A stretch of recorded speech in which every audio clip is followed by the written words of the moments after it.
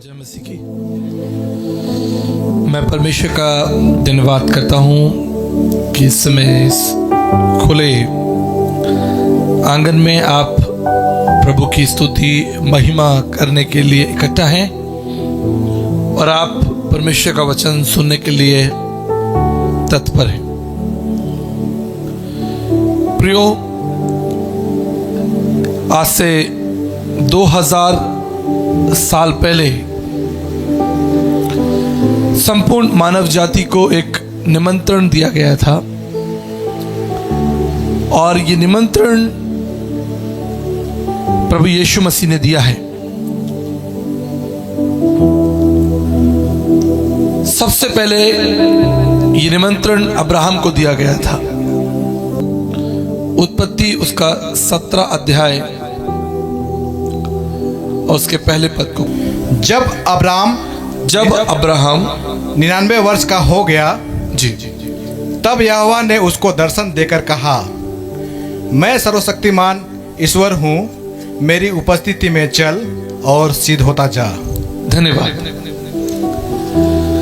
बड़ा ही स्पष्ट निमंत्रण है और ये निमंत्रण किसी समाज या संगठन के द्वारा नहीं दिया गया। ये निमंत्रण स्वयं परमेश्वर के द्वारा अब्राहम को दिया गया। और जब परमेश्वर ने अब्राहम को ये निमंत्रण दिया तो उसे अपना परिचय भी दिया कि वो कौन है जो बोल रहा है। उसने कहा कि मैं सर्वशक्तिमान ईश्वर हूं। मैं कोई संत, कोई महात्मा, कोई गुरु, कोई पीर, पैगंबर, ज्ञानी, तत्वदर्शी, दर्शन शास्त्री नहीं, मैं सर्वशक्तिमान परमेश्वर हूं।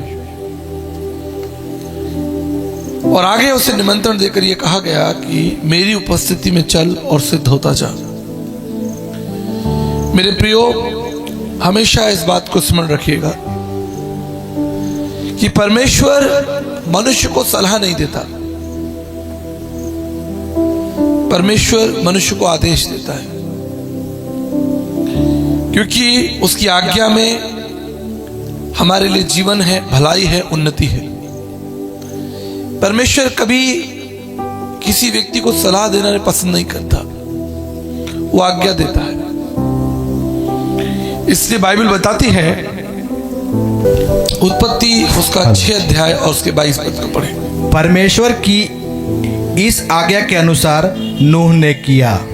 और बाइबल हमें यह भी बताती है कि एक आज्ञा परमेश्वर ने नूह को भी दी थी जहाज बनाने के लिए, और लिखा है कि परमेश्वर की इस आज्ञा के अनुसार नूह ने किया। और आप इन दोनों व्यक्तियों के जीवन पर जरा मनन कीजिए, चिंतन कीजिए। आज अब्राहम को कौन नहीं जानता? पूरे विश्व के अंदर लोग अब्राहम को जानते हैं। क्यों? क्योंकि उसने परमेश्वर की आज्ञा को माना।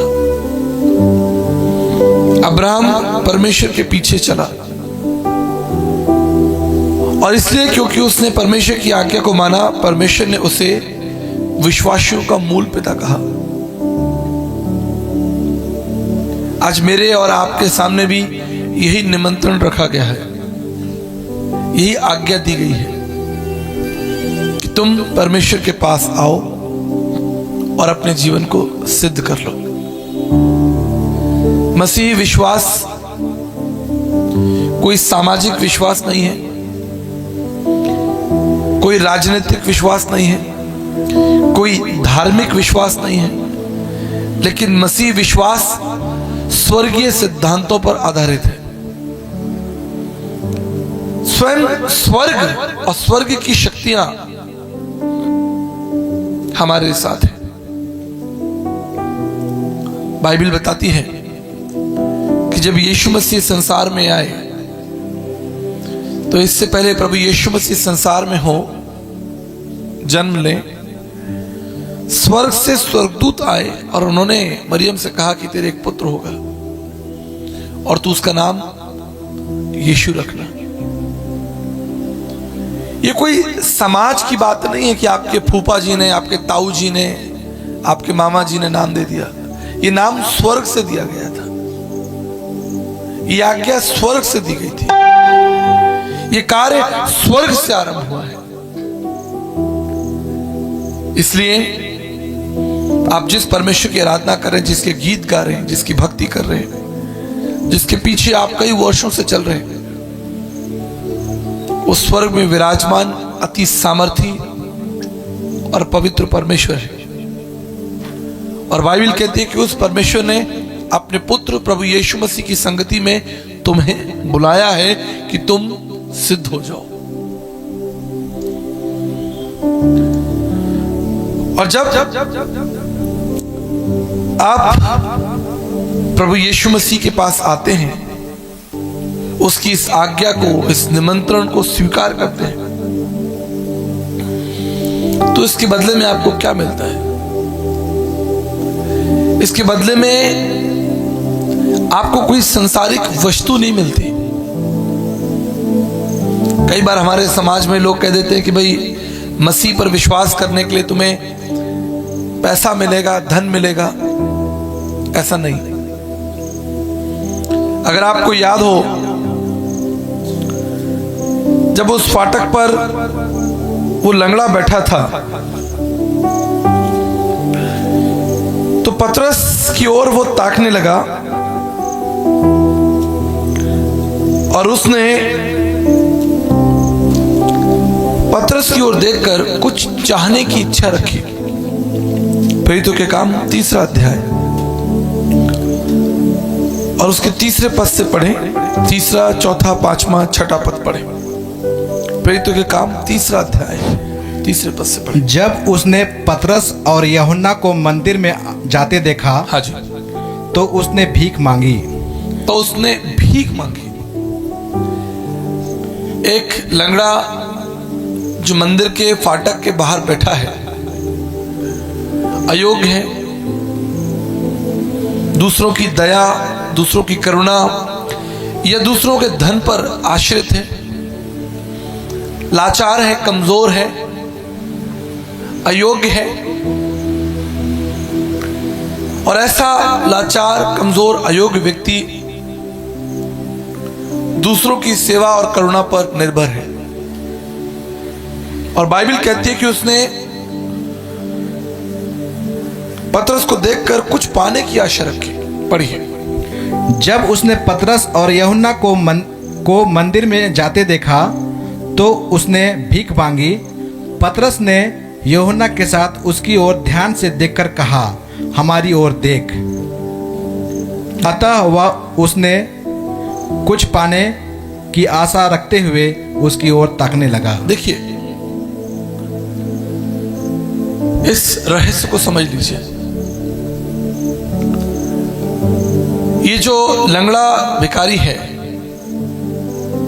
ये पतरस और यूहन्ना की ओर ताक रहा है। और आप जानते हैं कि ये किस चीज के लिए ताक रहा है, इसे क्या चाहिए, व्हाट इज हिज नीड। तब पतरस और यूहन्ना उसकी आवश्यकता को जानते थे, और उसकी आवश्यकता को जानने के बाद में भी उन्होंने उसे वो नहीं दिया जो वो चाहता था। वो क्या चाहता था, आगे वचन में लिखा है, 6 पद पढ़े।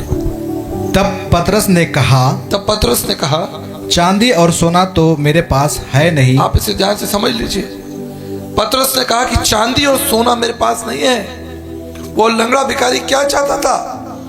वो लंगड़ा भिखारी जो है वो पैसा चाहता था, चांदी सोना चाहता था। लेकिन पतरस ने स्पष्ट कर दिया कि चांदी और सोना मेरे पास नहीं है। हम किसी को पैसा देकर मसीह के विश्वास को जीतते नहीं, लेकिन हमारे पास क्या है? चांदी और सोना हमारे पास नहीं है, लेकिन हमारे पास क्या है? सुनिए, परंतु जो मेरे पास है वह तुझे देता हूं। मेरे पास जो है वो मैं तुझे देता हूं। आगे, यीशु मसीह नासरी के नाम से चल फिर। Hallelujah, hallelujah, hallelujah. चांदी और सोना तो मेरे पास नहीं है, लेकिन मेरे पास क्या है? मेरे पास प्रभु यीशु मसीह है। आप जानते हैं बाइबल कहती है और तब उसने दाहिना हाथ पकड़कर उसे उठाया और उसके पांव में बल आ गया और वो उछलकर खड़ा हो गया और चलने फिरने लगा और परमेश्वर की स्तुति करने लगा। स्वर्ग से ये प्रभु यीशु मसीह संसार में क्यों आया? ताकि वो आपको चंगाई दे सके, आपको जीवन दे सके, आपको आशा दे सके, आपको एक भविष्य दे सके। कॉलर, लेकिन इसकी जो विशेषता थी, इसकी विशेषता यह थी कि एक धनवान व्यक्ति था। निकोदेमस के लिए लिखा है वो यहूदियों का सरदार था, और इस जवान के लिए लिखा है कि एक धनी व्यक्ति था। बाइबल कहती है प्रभु यीशु मसीह ने उसकी तरफ देखकर कहा, उससे प्रेम किया प्रभु ने, उसकी तरफ देखकर उससे बातचीत की, और बाइबल बताती कि वो एक धनी व्यक्ति था और उसके सामने भी यही निमंत्रण रखा गया, यदि तू सिद्ध होना चाहता है, जीवन के मुकुट को प्राप्त करना चाहता है, उस परम धाम में प्रवेश करना चाहता है, उस अनंत लोक में प्रवेश करना चाहता है, मेरे पीछे चल। लेकिन आप जानते हैं क्या हुआ? 22 पद में लिखा है, पढ़िए 19-22, मत्ती 19-22। परंतु वह जवान यह बात सुनकर उदास होकर चला गया, क्योंकि वह बहुत धनी था। बहुत धनी था। आपने दो व्यक्तियों के बारे में अध्ययन किया। पहला निकोदेमस जो बहुत ज्ञानी था, तत्वदर्शी था, सिद्धांतों को, धार्मिक दर्शनों को, तत्व दर्शनों को समझने वाला व्यक्ति था। और दूसरा व्यक्ति जो है वो धनवान है। आज हमारे समाज में मनुष्य दो चीजों के द्वारा संचालित हो रहा है, दो शक्तियां उसको संचालित कर रही हैं। पहली शक्ति जो है वो है प्रतिष्ठा, मान और सम्मान। हर एक व्यक्ति मान और सम्मान, आदर और महिमा चाहता है। आप किसी कार्यक्रम में जाएं और वहां आपको सम्मान ना मिले, शायद आप उठकर वापस चले जाएंगे। आप एक सम्मानित व्यक्ति हैं और आप सबसे पीछे बैठे। आप एक सम्मानित व्यक्ति हैं, आपको हार नहीं पहनाया गया, आपका नाम मंच से नहीं लिया गया, आपके स्वागत में कमी हो गई, आप प्रतिष्ठित हैं। दूसरा और दूसरी शक्ति वो है धन। धन आज मनुष्य को संचालित कर रहा है। धन मनुष्य के जीवन का केंद्र हो गया। आज मनुष्य के सारे प्रयास जो हैं वो धनवान होने के लिए हो रहे हैं। बाइबल कहती है तुम धनवान होने के लिए मेहनत नहीं करना। आकाश की चिड़ियों को देखो, ना बोते ना काटते हैं, फिर भी यहोवा परमेश्वर उन्हें खिलाता है। परमेश्वर आपकी आवश्यकता को जानता है। बाइबल कहती है कि इससे पहले उसने संसार में मनुष्य को बनाया, उसने मनुष्य की सारी आवश्यकताओं को बना दिया। परमेश्वर आपकी आवश्यकताओं को जानता है। वो परमेश्वर आपकी रचनाओं को जानता है। आपके भविष्य की चिंता करने वाला परमेश्वर है। आपको आपके भविष्य की चिंता करने की आवश्यकता नहीं। यदि परमेश्वर आपके साथ है, स्वर्ग और पृथ्वी को बनाने वाला सृजनहार परमेश्वर आपके साथ है, आपको चिंता करने की आवश्यकता नहीं। आपको सिर्फ आवश्यकता है उस निमंत्रण को स्वीकार करने की, उस आज्ञा को मानने के लिए। हम तीसरे व्यक्ति के बारे में अध्ययन करने जा रहे हैं, जिसके बारे में लूका 19 में लिखा है, और इस व्यक्ति का नाम है चुंगी लेने वाला जक्कई। और इसके बारे में दो बातें लिखी है। लूका उसका 19 अध्याय और उसके पहले और दूसरे पद को मैं आपके लिए पढ़ रहा हूं। वो यरीहो में प्रवेश करके जा रहा था। वह जक्कई नाम का एक मनुष्य था जो चुंगी लेने वालों का सरदार और धनी था। वचन पर गौर कीजिएगा। निकोदेमस के लिए लिखा है कि वो यहूदियों का सरदार था, वो एक प्रतिष्ठित व्यक्ति था, समाज में उसकी प्रतिष्ठा थी। और धनवान जवान के लिए लिखा है कि वो धनवान व्यक्ति था और ये दोनों लोग प्रभु को छोड़कर चले गए। They both left। प्रतिष्ठित समाज में प्रतिष्ठा रखने वाला व्यक्ति प्रभु को छोड़कर चला गया, समाज में एक धनवान व्यक्ति प्रभु को छोड़कर चला गया। लेकिन एक तीसरा व्यक्ति है जिसके बारे में बाइबल बताती है, वो एक प्रतिष्ठित सरदार था, वो चुंगी लेने वालों का सरदार था। उसके आगे लोग नमस्कार करते थे। चीफ टैक्स कलेक्टर, समाज में उसकी प्रतिष्ठा थी, नाम था। और दूसरा बाइबल बताती है वो चुंगी लेने वाला था और धनवान भी था। He was not only a man in the society but he was a rich man। वो केवल एक सामाजिक प्रतिष्ठा रखने वाला नहीं, कुछ लोग उससे चिढ़ते भी होंगे क्योंकि चुंगी लेने वाला था, लोग उसे पापी कहते होंगे, लेकिन कोई फर्क नहीं पड़ता। धनवान है और यहूदियों और चुंगी लेने वालों का सरदार है, कोई फर्क नहीं पड़ता।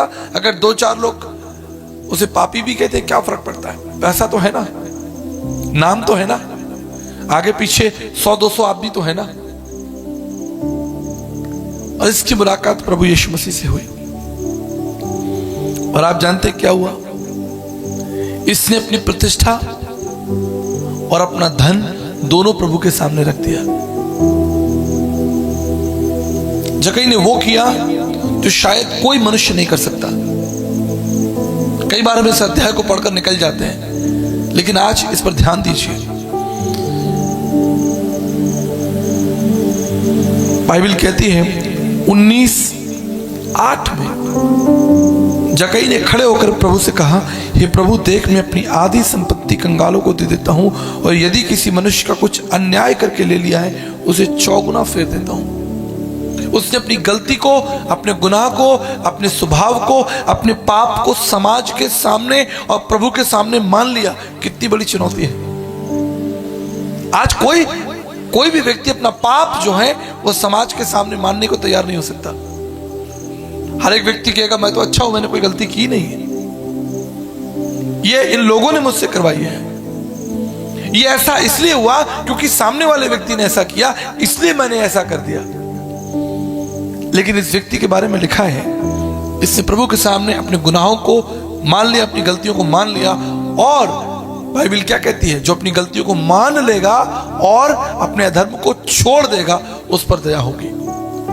उससे केवल माना ही नहीं, लेकिन इतिहास रच दिया। जक्कई ने इतिहास रच दिया।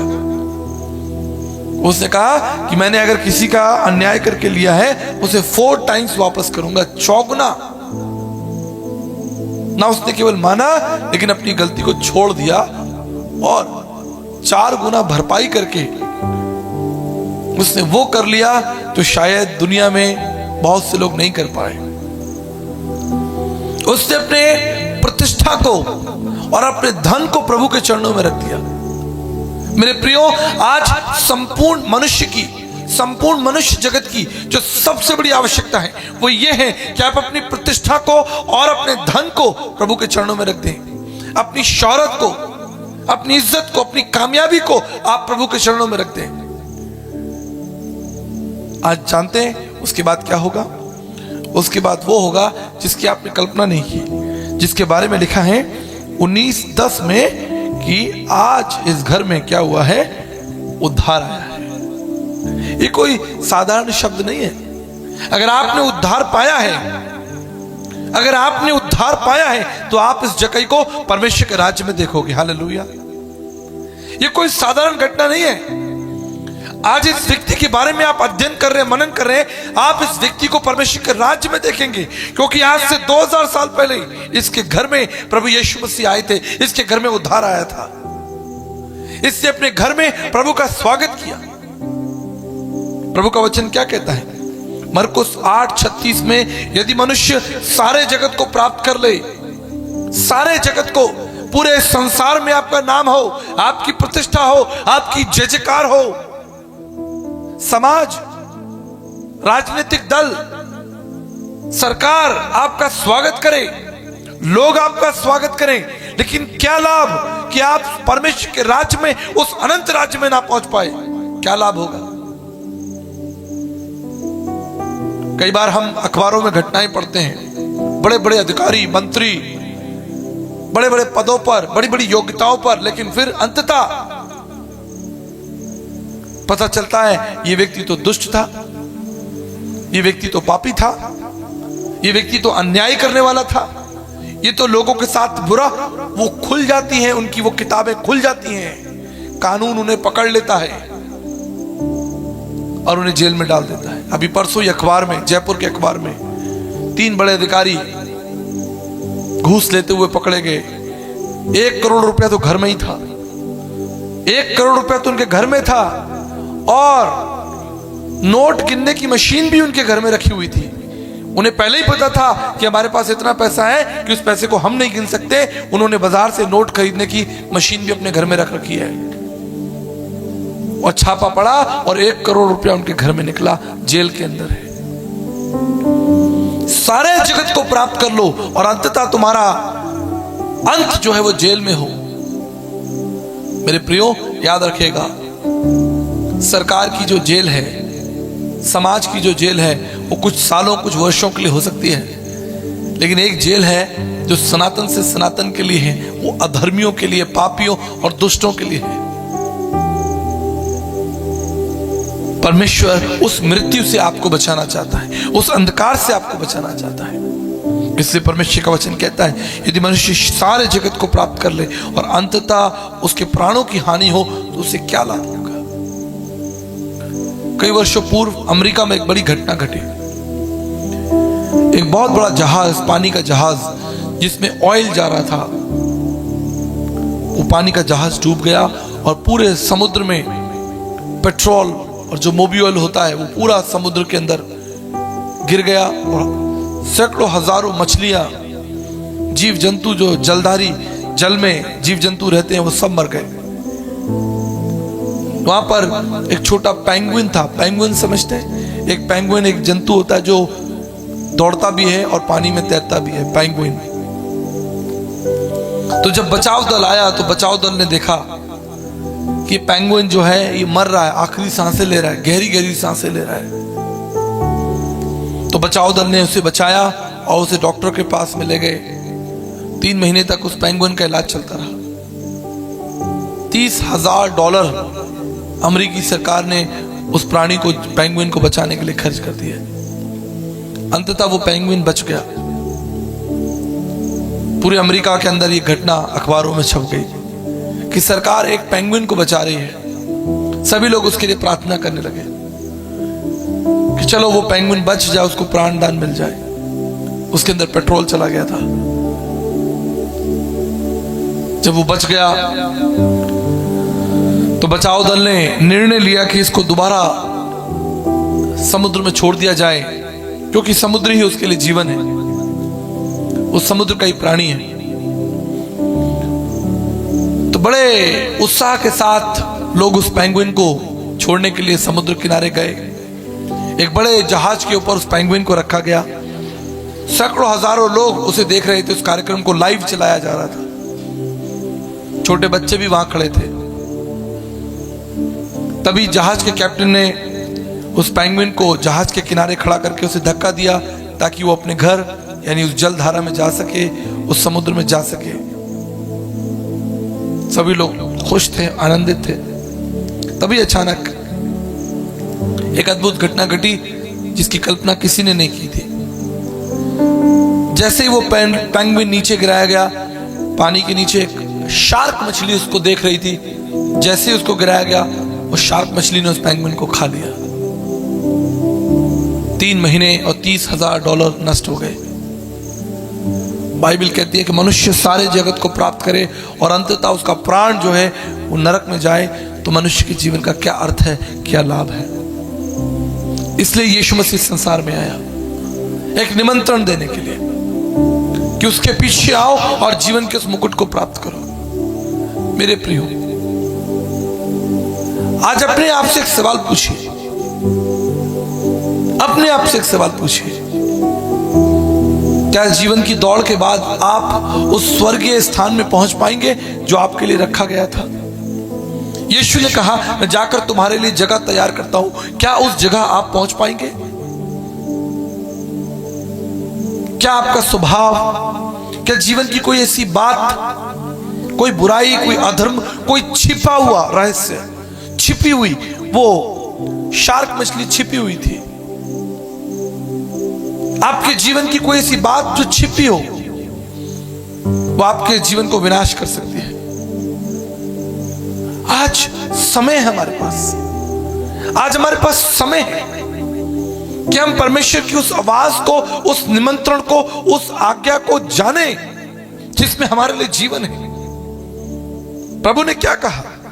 Book of Romans chapter 4 verse 7 and 8, धन्य है जिसके अधर्म क्षमा हुए, धन्य जिसके पाप ढांपे गए, और धन्य जिसे मनुष्य, उस मनुष्य को जिसे परमेश्वर पापी न ठहराए। हो सकता है आप अपने पासवान माता पिता, भाई बंधु, समाज की दृष्टि में एक अच्छे व्यक्ति हो। लोग कहें नहीं, ये व्यक्ति तो बहुत अच्छा है, ये बहुत पढ़ा लिखा, बड़ा योग्य है, हम इस पर भरोसा कर सकते हैं, हम इस पर विश्वास कर सकते हैं। संभव है कि सामाजिक दृष्टि में आपका पद ऊंचा हो, लेकिन अपनी आत्मा से एक सवाल पूछिए, अपने विवेक से एक सवाल पूछिए, क्या आप वो मनुष्य हैं जिसे परमेश्वर पापी ना ठहराए? और प्रभु कहे नहीं, ये व्यक्ति अच्छा है। आप जानते हैं, नूह के बारे में मुझे एक बात बहुत सुंदर लगती है। मैं जब जब इस वचन को पढ़ता हूं, मैं बड़ा आनंदित होता हूं। लिखा है उत्पत्ति की पुस्तक उसके 6 अध्याय में और उसके 9 पद को अगर आप पढ़ें, मैं चाहता हूं आप निकालें, मैं चाहता हूं कि आप पवित्र शास्त्र बाइबल के अंदर इस पद को देखें। उत्पत्ति की पुस्तक उसका 6 अध्याय और उसके 9 पद को पढ़ें। नूह की वंशावली यह है, जी, नूह की वंशावली यह है, नूह धर्मी पुरुष और अपने समय के लोगों में खरा था। बाइबल क्या कहती है? नूह धर्मी था और नूह खरा था। और मेरी बात ध्यान से सुनिए, नूह की ये गवाही कोई संस्था, समाज और संगठन और व्यक्ति नहीं दे रहा है। नूह की गवाही स्वयं परमेश्वर दे रहा है।